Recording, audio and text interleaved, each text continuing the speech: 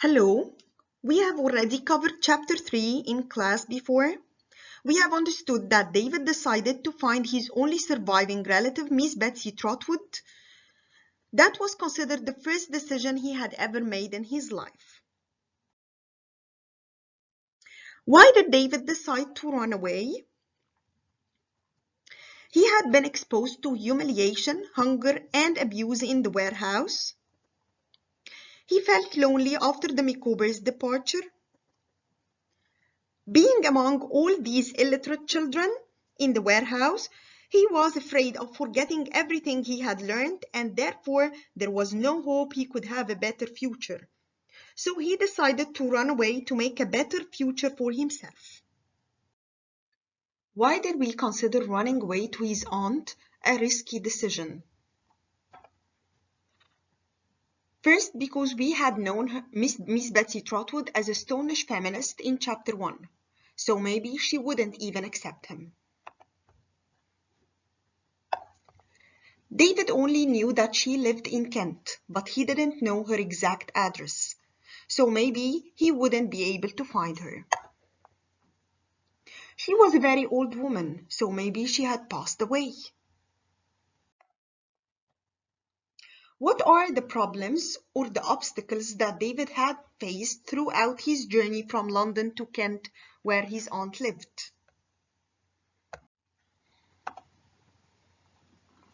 First, David packed his suitcase, put the 10 shillings that Peggotty had sent him in the purse.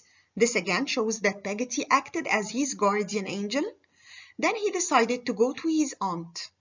But the first problem he faced was that someone had stolen his suitcase and his purse before even going to the coach station. But this didn't stop David, which shows how determined and strong-willed he was. David decided to walk to cover the 100 kilometers to reach Kent, which took him about 6 days. He had to sell his jacket for 1 shilling in order to buy bread and milk. He had to sleep in disused farmhouses and under trees. Therefore, he encountered thieves and beggars on his way.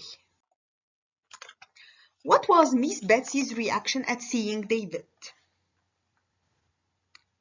First, she thought he was a beggar and ordered him not to step on her grass. But when David had the courage to call her aunt and explained to her that he was her nephew's son and gave her a brief account of the problems he had faced in his life, for example, how his stepfather victimized him, how he ran away from the warehouse after his mother's death, obstacles he had faced on his journey to Kent, and so on, she was shocked and fell to the ground.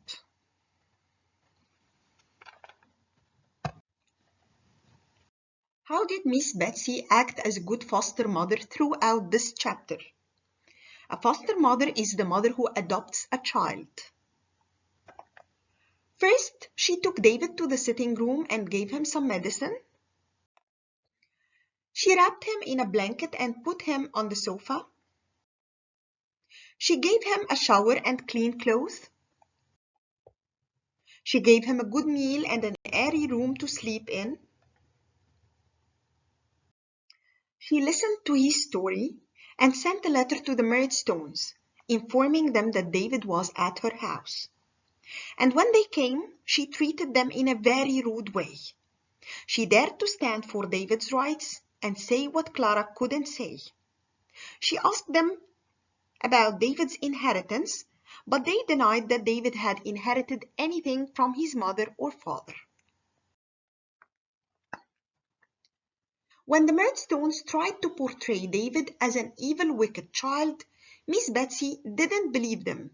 On the contrary, she decided to adopt David with Mr. Dick, and in a very rude and violent way, she ordered the Murdstones to leave her house, that she even threatened them to knock their hats off their heads if they step on her grass again. She decided to send David to a good boarding school to complete his studies. Well, do you think the new school would be a Salem house? Of course not. Why? Because the Murdstones were the ones who had chosen Salem House for David. But Miss Betsey Trotwood considered David her own flesh and blood, and she would definitely make sure to choose a good school for him. We have seen Miss Betsey Trotwood from a new perspective in this chapter. Why? In chapter 1, we saw Miss Betsey Trotwood as a stonish feminist who had been through a bad experience in marriage and accordingly hated all men. That she ordered Clara in a bossy way to give birth to a baby girl. And she even left the house when she knew that Clara gave birth to a baby boy, and she never came back. But in this chapter, we discovered that she had adopted Mr. Dick, a mentally disturbed man whose family wanted to lock him up forever. Not only did she offer to take care of him, but also she trusted him and sought his advice to give him self-confidence. She decided to adopt David and send him to a good boarding school to complete his studies, although we expected at the beginning of the chapter that she wouldn't even welcome him to her house. This shows that Miss Betsey Trotwood was always there for the help of people who needed her help. We also discovered that her lawyer and her only friend was Mr. Wickfield, whom she trusted, and this is another male figure. She even entrusted him with the care of David later on. Who was Mr. Wickfield? As we said, he was Miss Betsy's lawyer and friend. He was a widower who lived a miserable life after his wife's death. He had only one daughter, who was Agnes, who was in charge of the house. She stood at nothing to do in order to cheer up her father. This shows how helpful, supportive, and responsible she was. When Miss Betsy asked Mr. Wickfield for the best school that she could send David to, he recommended Dr. Strunk's school, telling her that it was the best school in Canterbury. But it wasn't a boarding school, and it was a long journey for David to travel from Kent every day. And therefore, he suggested that David can stay in his house. Miss Betsy accepted and offered to pay for his food at Mr. Wickfield's house. Then we've been introduced to Agnes Wickfield. She was Mr. Wickfield's daughter and the only thing that made life worth living for him, especially that she had the same beautiful, calm face of her mother. She had many things in common with David. She was of David's same age as well as being an orphan too. But unlike David, she was responsible, mature, as she shouldered the responsibility of the house. She helped David with his studies. She was a good listener who listened sympathetically to David's problems and tried to solve them. We have also been introduced to Uriah Heep in this chapter, whom David considered the strangest person in his new life. And who is he? He was a clerk at Mr. Wickfield's office. He was studying to be a lawyer. He kept saying that he was humble all the time in order to hide his evil intentions and his vicious plans. He tried to be David's friend and invited him to have a cup of tea, but David had a bad impression of him. Here David appears to be a good judge of character for the second time.